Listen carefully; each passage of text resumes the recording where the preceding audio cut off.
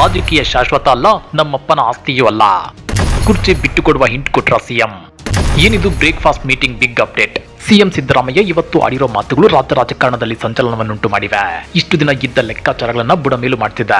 ಹಾಗಾದ್ರೆ ಇವತ್ತು ಡಿಕೆಶಿ ಮನೆಗೆ ಬ್ರೇಕ್ಫಾಸ್ಟ್ ಮೀಟಿಂಗ್ಗೆ ಅಂತ ಹೋಗಿದ್ದ ಸಿಎಂ ಸಿದ್ದರಾಮಯ್ಯ ಮಾಧ್ಯಮಗಳ ಮುಂದೆ ಹೇಳಿದ್ದೇನು ಗೊತ್ತಾ? ಅದನ್ನ ಡೀಟೇಲ್ ಆಗಿ ತೋರಿಸ್ತೀವಿ.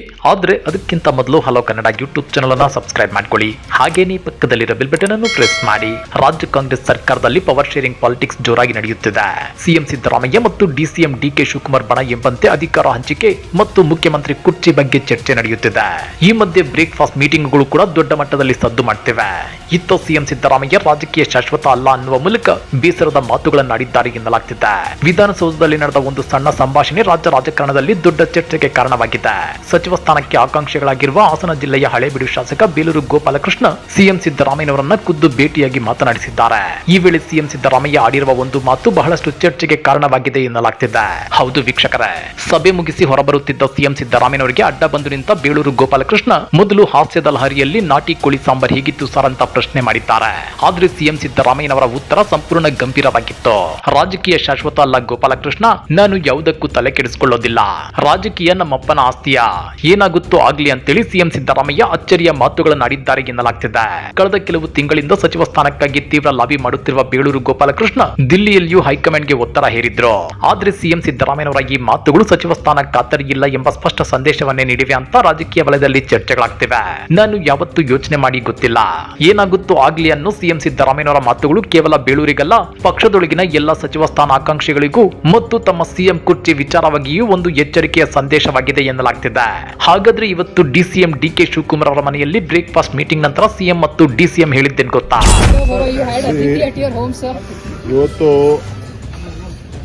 ಮುಖ್ಯಮಂತ್ರಿಗಳ ಫಸ್ಟ್ ನಾನೇ ಬನ್ನಿ ಅಂತ ಕರೆದಿದ್ದೆ. ಇಲ್ಲ, ನೀನು ಮೊದಲು ನನ್ನ ಮನೆಗೆ ಬಾ ಅಂತ ಹೇಳಿದರು.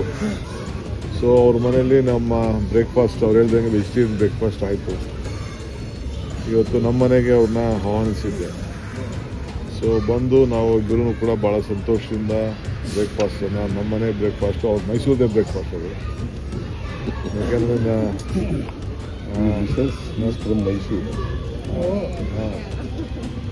ಮೈಸೂರು ಟೇಸ್ಟು. ಸೊ ಅವ್ರದ್ದೇ ಬ್ರೇಕ್ಫಾಸ್ಟ್ ಅದು. ಸೊ ಎಲ್ಲ ಬ್ರೇಕ್ಫಾಸ್ಟ್ ಎಲ್ಲ ಮಾಡಿದ್ದೀವಿ. ಮಾಡಿದ್ಮೇಲೆ ರಾಜಕೀಯವಾಗೂ ಕೂಡ ಚರ್ಚೆ ಮಾಡಿದ್ದೀವಿ. ನಮಗೆ 4 MLC ಸೀಟ್ ಅನೌನ್ಸ್ಮೆಂಟ್ ಮಾಡಬೇಕಾಯ್ತು. ಸೊ ಸುರ್ಜಿವಾಲ ತಾವು ನಾವಿಬ್ಬರು ಸೇರಿ ಮಾತಾಡಿದ್ದೀವಿ. ಒಂದು ಸೀಟ್ ಬಗ್ಗೆ ಸ್ವಲ್ಪ ಅವ್ರದ್ದೇನೋ ಇತ್ತು, ಕೆಲವು ಲೀಡರ್ಸ್ಗಳ ಹತ್ರ ಮಾತಾಡ್ತೀವಿ ಅಂತ ಹೇಳ್ತಾ ಇದಕ್ಕೆ ಅನೌನ್ಸ್ ಮಾಡಬೇಕಾಯ್ತು. ಪ್ಯಾನಲ್ನ ನಾವಿಬ್ಬರು ಮಾತಾಡ್ಬಿಟ್ಟು ನಮ್ಮ ಲಿಸ್ಟ್ನ ಕಳಿಸ್ಕೊಟ್ಟಿದ್ದೀವಿ.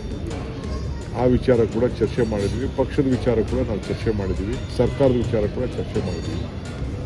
ಸೊ ಅಸೆಂಬ್ಲಿ ವಿಚಾರ ಕೂಡ ಚರ್ಚೆ ಮಾಡಿದ್ದೀವಿ. ಚರ್ಚೆ ಮಾಡಿ ನಾವು ಯಾವ ರೂಪರೇಷೆಗಳನ್ನು ತರಬೇಕು, ಶಾಸಕರಿಗೆ ಸಂದೇಶ ಕೊಡಬೇಕು, ಯಾವ ರೀತಿ ಹೋರಾಟ ಮಾಡಬೇಕು, ಅವ್ರು ಏನೇನು ವಿಚಾರಗಳನ್ನು ತರ್ಬೋದು ಅನ್ನೋದು ಈಗಾಗಲೇ ಮುಖ್ಯಮಂತ್ರಿಗಳು ತಿಳಿಸಿದ್ದಾರೆ. ಅವರೇನೇ ತಂದರೂ ಕೂಡ ನಾವು ಎದುರಿಸ್ತೇವೆ. ನಮ್ಮದು ಒಂದೇ ಧ್ವನಿ, ಒಂದೇ ಆಚಾರ ವಿಚಾರ. ಸೊ ನಾವು ಅವ್ರು ಏನು ತಂದರೂ ಕೂಡ ನಾವು ಎದುರಿಸಲಿಕ್ಕೆ ನಾವು ಸಿದ್ಧರಿದ್ದೇವೆ. ಸೊ ನಮ್ಮೆಲ್ಲ ಶಾಸಕರು ಕೂಡ ಅಲ್ಲಿ ಒಳ್ಳೆ ಪಾರ್ಟಿಸಿಪೇಟ್ ಮಾಡೋಕ್ಕೆ ಒಂದು ಅವಕಾಶ ಇದೆ. ಈ ಮಧ್ಯದಲ್ಲಿ ನಾವು ಆಲ್ ಪಾರ್ಟಿ ಮೀಟಿಂಗ್ ಬಗ್ಗೆ ಚರ್ಚೆ ಮಾಡಿದೆ. 8ನೇ ತಾರೀಕು ಬಹುಶಃ ಹೋಗೋದು, ಡೆಲ್ಲಿಗೆ ಹೋಗ್ಬಿಟ್ಟು ವಾಪಸ್ ಬಂದ್ಬಿಡೋದು ಅನ್ನೋದನ್ನ ನಾವು ಲೆಕ್ಕಾಚಾರ ಇಟ್ಕೊಂಡಿದ್ವಿ. ಯಾಕೆಂದ್ರೆ ಅವ್ರಿಗೂ ಜವಾಬ್ದಾರಿಯನ್ನು ಕೊಡಬೇಕು. ಯಾಕೆಂದರೆ ಕಾವೇರಿದು ಜಜ್ಮೆಂಟು ಬಂದಿದೆ. ಮೆಕ್ಕೆಜೋಳ, ನಮ್ಮ ಬರಬೇಕಾದಂಥ ಹಣ ಏನು ನಮಗೆ RDPR ಬರಲಿಲ್ಲ, ಅರ್ಬನ್ ಡೆವಲಪ್ಮೆಂಟ್ ಬಂದಿಲ್ಲ, ಇರಿಗೇಷನ್ ಬಂದಿಲ್ಲ, ಎಲ್ಲ ವಿಚಾರಗಳು ಕೂಡ MP ಅವ್ರಗಳಿಗೆ ಜವಾಬ್ದಾರಿಯನ್ನು ಕೊಡಬೇಕು. ಸೊ ನಮ್ಮ ಅಪೋಸಿಷನ್ ಲೀಡರ್ಸ್ನೂ ಕೂಡ ಕರ್ಕೊಂಡು ಹೋಗಬೇಕು ಅಂತ ನಾವು ತಿಳ್ಕೊಳ್ಳೋಕೆ 3 ಜನ ಇದ್ದಾರೆ.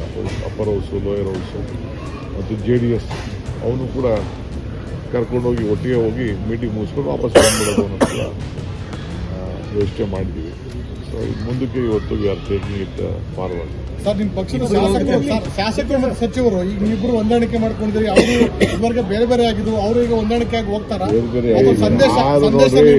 ಹೇಳಪ್ಪ, ಇಲ್ಲಿ ಯಾರು ಬೇರೆನೂ ಇರಲಿಲ್ಲ, ಏನಿಲ್ಲ. ನೀವು ಬೇರೆ ಮಾಡ್ತಾ ಇದ್ದೀರಾ. ಅಲ್ಲ sir, ಮಾತಾಡಿದ್ರಲ್ಲ sir ಅವರವರೇ,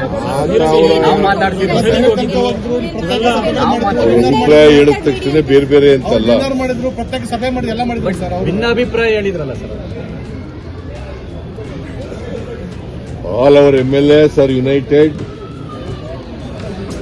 Unitedly will face the opposition. Thank you. Sir, ಇಬ್ರು ಹೋಗ್ತೀರಾ ಸರ್? ಬಿಜೆಪಿ ನಾಯಕರುಗಳು ಇಬ್ರು ಮುಖಾಮುಖಿಯಾಗಿ ಬಿಜೆಪಿ ಜೆಡಿಎಸ್ ನಾಯಕರುಗಳು ಸದನದಲ್ಲಿ ನಿಮ್ಮ ವಿರುದ್ಧ ಪ್ರತಿಭಟನೆಗಳನ್ನು ಮಾಡ್ತಾರಂತೆ ಸರ್. ಅವ್ರು ಮಾಡಲಿ, ಏನು ವಿಚಾರ ಇದೆ? ಖಾಲಿ ಟ್ರಂಕ್. ಸರ್, ಈಗ ಸೋನಿಯಾ ಗಾಂಧಿ ಮತ್ತೆ ರಾಹುಲ್ ಗಾಂಧಿ ಅವರು ಇಬ್ಬರು ಭೇಟಿ ಮಾಡ್ತೀರಾ ಸರ್? ಇಬ್ರು ಸಮಯ ಸಿಕ್ಕಿದ್ರೆ ಅವ್ರು ಕರಿಬೇಕು ನಮ್ಮ ಯಾವಾಗಲೂ ಇತ್ತು, ಕದನ ವಿರಾಮ ಏನಿಲ್ಲ. ಯಾವಾಗಲೂ no differences. Myself and D.K. Shivakumar, we are united. We unitedly run the government. In future also, we will run the government united. ಸಚಿವ ಸಂಪುಟ ಪುನರಚನೆ ಮಾಡಬೇಕು ಅಂತ ಹೇಳಿದ್ರಿ 2.5 ವರ್ಷದ ಬಳಿಕ. No, ನಿಮ್ಮ ಆಸೆನೂ ಈಡೇರಲಿಲ್ಲ. High command has to take a decision. ನಿಮ್ಗೆ ಗೊತ್ತಿರಲಿ, ಕಾಂಗ್ರೆಸ್ನಲ್ಲಿ ಮುಖ್ಯಮಂತ್ರಿ ಕುರ್ಚಿ ಕಿತ್ತಾಟ, ಪವರ್ ಶೇರಿಂಗ್ ಪಾಲಿಟಿಕ್ಸ್, ಸಚಿವ ಸ್ಥಾನಕ್ಕಾಗಿ ಬೇಡಿಕೆಗಳು ಇವೆಲ್ಲ ಬಾರಿ ಸದ್ದು ಮಾಡ್ತಿವೆ. ಬೇಳೂರು ಗೋಪಾಲಕೃಷ್ಣ, ರಾಜು ಕಾಗೆ, ರಾಕೇಶ್ ಪಾಟೀಲ್, ವಿನಯ್ ಕುಲಕರ್ಣಿ ಸೇರಿದಂತೆ ಹಲವು ಹಿರಿಯ ಶಾಸಕರು ಸಚಿವ ಸ್ಥಾನಕ್ಕಾಗಿ ಕಾಯುತ್ತಿದ್ದಾರೆ. ಆದ್ರೆ ಸಿಎಂ ಸಿದ್ದರಾಮಯ್ಯ ಇನ್ನೂ ಯಾರಿಗೂ ಭರವಸೆ ಕೊಟ್ಟಿಲ್ಲ, ಯಾರನ್ನು ನಿರಾಶೆಗೊಳಿಸಿಲ್ಲ ಎಂಬ ನಿಲುವಿನಲ್ಲಿದ್ದಾರೆ.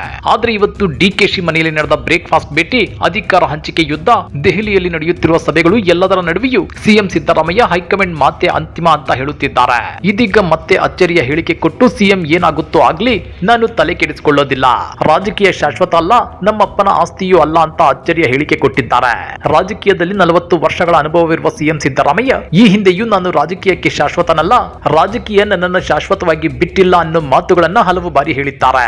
ಆದ್ರೆ ಈ ಬಾರಿ ಬೇಳೂರಿಗೆ ನೇರವಾಗಿ ಹೇಳಿರುವುದು ಪಕ್ಷದೊಳಗೆ ದೊಡ್ಡ ಸಂದೇಶವಾಗಿದೆ. ಆದ್ರೆ ಪಕ್ಷದೊಳಗೆ ಸಿಎಂ ಸಿದ್ದರಾಮಯ್ಯ ಬೇಸರಗೊಂಡಿದ್ದಾರಾ ಅನ್ನೋ ಚರ್ಚೆ ಆರಂಭವಾಗಿದೆ.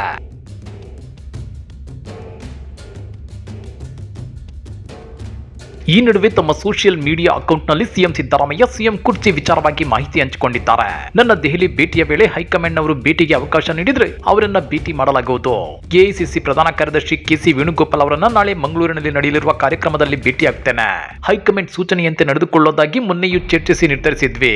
ಇವತ್ತು ಕೂಡ ಅದನ್ನೇ ಚರ್ಚಿಸಲಾಗಿದೆ. ನಮ್ಮಲ್ಲಿ ಭಿನ್ನಾಭಿಪ್ರಾಯಗಳಿಲ್ಲ, ಒಗ್ಗಟ್ಟಿನಿಂದಿದ್ದೇವೆ. ಸಿಎಲ್ಪಿ ಸಭೆ ಕರೆದಾಗ ಪಕ್ಷದ ಎಲ್ಲಾ ಶಾಸಕರು ಒಟ್ಟಿಗೆ ಊಟಕ್ಕೆ ಸೇರ್ತೇವೆ. ನಾನು ಹಾಗೂ ಡಿಸಿಎಂ ಡಿಕೆ ಶಿವಕುಮಾರ್ ಸಹೋದರರಿದ್ದಂತೆ ಒಂದೇ ಪಕ್ಷದಲ್ಲಿದ್ದೇವೆ, ಒಂದೇ ಸಿದ್ಧಾಂತವನ್ನ ನಂಬಿಕೊಂಡಿದ್ದೇವೆ. 2028ರ ಚುನಾವಣೆಯಲ್ಲಿಯೂ ಒಟ್ಟಿಗೆ ಕೆಲಸ ಮಾಡಿ ಪಕ್ಷವನ್ನ ಅಧಿಕಾರಕ್ಕೆ ತರ್ತೀವಿ ಅಂತ ಹೇಳಿದ್ದಾರೆ. ಸಮಯ ಸಿಕ್ಕಿದ್ರೆ ಅವರು ನಮಗೆ ಅಪಾಯಿಂಟ್ಮೆಂಟ್ ಕೊಟ್ಟರೆ ಭೇಟಿ ಆಗ್ತೀವಿ. ವೇಣುಗೋಪಾಲ್ ಅವ್ರನ್ನೇನಾದ್ರೂ ಭೇಟಿ ನಾಳೆ ಹೌದು, ಒಂದೇ ಫಂಕ್ಷನ್ ಅಲ್ಲಿ ಇರ್ತೀವಿ. ವೇಣುಗೋಪಾಲ್, ನಾನು 3ನೇ ತಾರೀಕು ಒಂದು ಫಂಕ್ಷನ್ ಇದೆ ಮಂಗಳೂರಿನಲ್ಲಿ. ಆ ಫಂಕ್ಷನ್ ಅಲ್ಲಿ ನಾನು, ವೇಣುಗೋಪಾಲ್ ಅವರು ಕೂಡ ಇಬ್ಬರು ಅತಿಥಿಗಳಾಗಿ ಹೋಗ್ತಾ ಇದ್ದೀವಿ. ಅದರಿಂದ ಅಲ್ಲಿ ಭೇಟಿಯಾಗ ಸಾಧ್ಯತೆ ಇದೆ.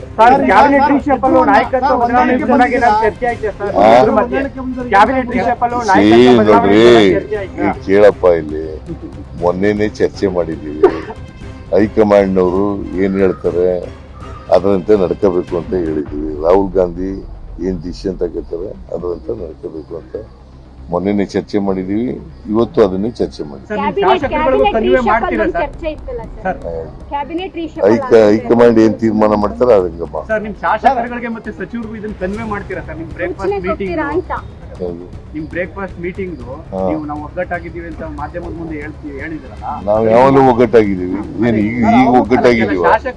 ಇವತ್ತು ಒಗ್ಗಟ್ಟಾಗಿರೋದಲ್ಲ, ಮೊನ್ನೆ ಒಗ್ಗಟ್ಟಾಗಿರೋದಲ್ಲ, ಯಾವಾಗಲೂ ಒಗ್ಗಟ್ಟಾಗಿದೆ. ಶಾಸಕರು ಸಚಿವರಿಗೆ ಜಂಟಿಯಾಗಿ ಔತಣ ಕೂಟ ಆಯೋಜನೆ ಮಾಡಿ ಒಗ್ಗಟ್ಟಿನ ಸೂತ್ರ ಪಡಿಸ್ತೀರಾ? ಇಲ್ಲ, ಇದ್ರ ಊಟ ಎಂತದು CLP ಮೀಟಿಂಗ್ ಕರಿತೀವಲ್ಲ, ಅವತ್ತೇ ಊಟ ಮಾಡ್ತಾರೆ. ಕಳೆದ ಮೈತ್ರಿ ಸರ್ಕಾರದ ಜೋಡೆತ್ತುಗಳನ್ನು ಹೊರಡು ತುಂಬಾ ಫೇಮಸ್ ಆಗ್ತಿತ್ತು. ಈಗ ಬ್ರದರ್ಸ್ ಅನ್ನೋ ಪದಗಳು ಕೂಡ ನಿಮ್ಮ ಇಬ್ಬರಲ್ಲಿ ಕೇಳ್ಕೊಳ್ತೀವಿ. ನಾವು ಯಾವಾಗಲೂ ಬ್ರದರ್ಸೇ, ಒಂದೇ ಪಕ್ಷದಲ್ಲಿ ಇದ್ದೀವಿ, ಒಂದೇ ಸಿದ್ಧಾಂತದ ನಂಬ್ಕೊಂಡಿದ್ದೀವಿ, ಒಟ್ಟಿಗೆ ಕೆಲಸ ಮಾಡ್ತೀವಿ. ಮುಂದಿನ 2028ಕ್ಕೂ ಕೂಡ ನಾವು ಒಟ್ಟಿಗೆ ಕೆಲಸ ಮಾಡ್ತೀವಿ, ಅಧಿಕಾರಕ್ಕೆ ತಗೋಬೇಕು. ಪರಮೇಶ್ವರ್ ಅವರು ನಿಮ್ಮಿಬ್ಬರನ್ನ ಬ್ರೇಕ್ಫಾಸ್ಟ್ ಕರೀತಾರೆ ಅಂತ, ನೀವು ಅವ್ರನ್ನ ಕರೆದಿಲ್ಲ, ಅದಕ್ಕೆ ನಾನೇ ಅವ್ರನ್ನ ಕರಿತೀನಿ ಅನ್ನೋ ಮಾತನಾಡಿದ್ರು. ಅವ್ರ ಮನೆಗೆ ಹೋಗ್ತೀರಾ ಸರ್? ನೀವು ಪ್ರಶ್ನೆ ಕೇಳಿದ್ದೀರಿ ಅನ್ನಕ್ಕೆ ನಿಮ್ಮನ್ನು ಕರೆದಿದ್ದಾರೆ ಅಂತ. ನಿಮ್ಮ ಪ್ರಶ್ನೆಗಳೆಲ್ಲ ನನಗೆ ಗೊತ್ತಾಗಿದೆಯಪ್ಪ. ನಿಮ್ಗೆಲ್ಲ ನೀವು ಏನೇನ್ ಪ್ರಶ್ನೆ ಕೇಳ್ತೀರಿ ಈ ತರ ಲೀಡಿಂಗ್ ಕ್ವಶನ್ಗಳು ಹಾಕೋದು. ಹೋಗ್ತೀರಾ ಅಂತ ಲೀಡಿಂಗ್ ಕ್ವಶನ್ ಅಂತ ಗೊತ್ತಾ ನಿಮ್ಗೆ? ಆ ಲೀಡಿಂಗ್ ಕ್ವಶನ್ಗಳು ನೀವು ಜಾಸ್ತಿ ಕಲ್ತ್ಕೊಂಡ್ಬಿಟ್ಟಿದ್ರಿ ಇತ್ತೀಚೆಗೆ. ಯಾವಾಗಲೂ ಇರ್ತದೆ, ಯಾವಾಗಲೂ. there were no differences. Myself and DK Shivakumar, we were united. We unitedly run the government.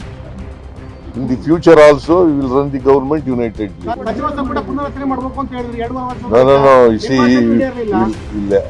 See, High Command has to take a decision. ರಾಜಕೀಯ ಶಾಶ್ವತವಲ್ಲ, ಆದ್ರೆ ಸಿಎಂ ಅವರ ಈ ಮಾತುಗಳು ರಾಜ್ಯ ಕಾಂಗ್ರೆಸ್ನಲ್ಲಿ ಶಾಶ್ವತ ಚರ್ಚೆಗೆ ಕಾರಣವಾಗಲಿವೆ ಎಂಬುದರಲ್ಲಿ ಅನುಮಾನವೇ ಇಲ್ಲ. ಈ ಬಗ್ಗೆ ನೀವೇನಂತೀರಾ? ಕಮೆಂಟ್ ಮಾಡಿ, ವಿಡಿಯೋ ಲೈಕ್ ಮಾಡಿ, ಶೇರ್ ಮಾಡಿ. ಇಂಥ ಮತ್ತಷ್ಟು ರೋಚಕ ರಾಜಕೀಯ ಸುದ್ದಿಗಳನ್ನ ಮಿಸ್ ಮಾಡದೆ ನೋಡಬೇಕು ಅಂದ್ರೆ ಹಲೋ ಕನ್ನಡ ಯೂಟ್ಯೂಬ್ ಚಾನಲ್ ಅನ್ನ ಸಬ್ಸ್ಕ್ರೈಬ್ ಮಾಡ್ಕೊಳ್ಳಿ.